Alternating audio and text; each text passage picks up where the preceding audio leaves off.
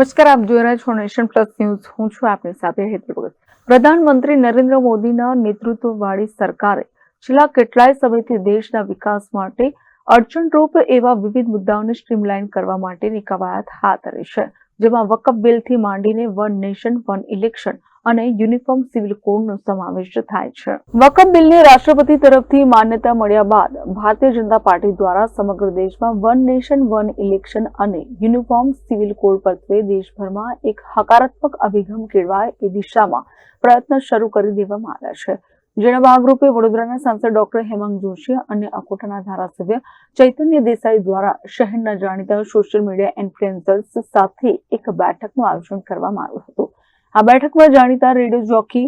Food bloggers, travel bloggers, anchors જેઓનું મોટી સંખ્યામાં ફેન ફોલોઈંગ છે, એમને વન નેશન વન ઇલેક્શન અને સમાન નાગરિક સંહિતાના ફાયદા અંગેની સમજ આપીને લોકો સુધી યથાયોગ્ય સ્વરૂપમાં પહોંચે એ દિશામાં પ્રયત્ન શરૂ કરવામાં આવ્યા હતા. હેમાંગભાઈ જોશી જ્યારથી સાંસદ તરીકેની જવાબદારી એમણે લીધી છે ત્યારથી એ ખૂબ જ એક્ટિવલી ઇન્ફ્લુઅન્સર્સો કે વડોદરાના દરેક અલગ અલગ ક્ષેત્રના લોકો સાથે મળી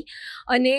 જે કરેક્ટ નેરેટિવ છે કે કરેક્ટ ઇન્ટેન્શન છે સરકારના, એને દરેક વર્ગ સુધી પહોંચાડવાનો બહુ પ્રમાણિક પ્રયાસ કરી રહ્યા છે. અને આજે જે વન નેશન વન ઇલેક્શન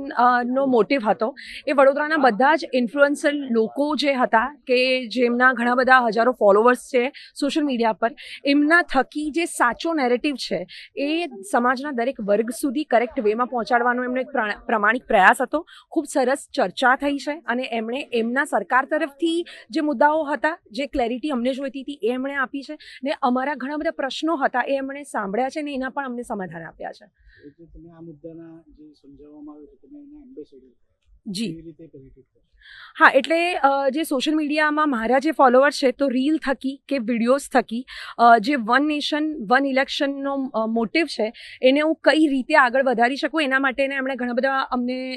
આપ્યા છે FAQs. તો એનાથી વિડીયો થકી અમે સમાજ સુધી પહોંચવાનો પૂરેપૂરો પ્રયાસ કરીશું ને સમાજના કોઈ મુદ્દાઓ હશે જે અમને ક્વેશ્ચન્સ તરીકે આવશે તો એને પણ અમે આન્સર થકી સોલ્વ કરીશું. અત્રે નોંધનીય છે કે વડોદરાના યુવા સાંસદ ડોક્ટર હેમાંગ જોશી દ્વારા સતત કેન્દ્ર સરકારની વિવિધ યોજનાઓ લોકો સુધી અસરકારક રીતે પહોંચાડી શકાય એ માટેના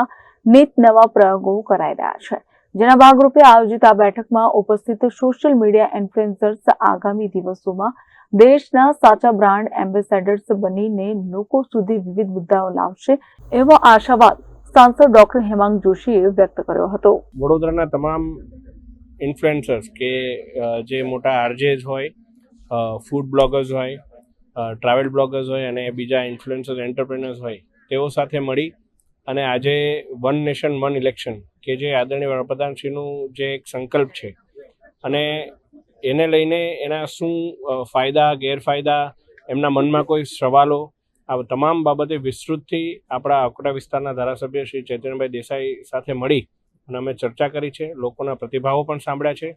અને અમે પણ જે પ્રકારની ભ્રમણા સમાજમાં પછી વકફ બિલ હોય કે વન નેશન વન ઇલેક્શન હોય કે UCC હોય એને લઈને જે ફેલાવવામાં આવેલી હોય એ બાબતે સાચી વાત પણ મૂકવાનો પ્રયત્ન કર્યો છે.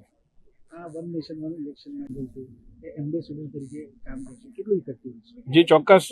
ઇન્ફ્લુએન્સર્સ જ્યારે અત્યારના જમાનામાં યુવાનો એમને ફોલો કરતા હોય છે અને જ્યારે તેઓ દ્વારા કોઈ સાચી વાત મૂકવામાં આવે તો લોકો દ્વારા એને સમજવામાં પણ આવતી હોય છે, ત્યારે હું માનું છું કે આ પ્રયાસ ખૂબ જ કારગર નીવડી અને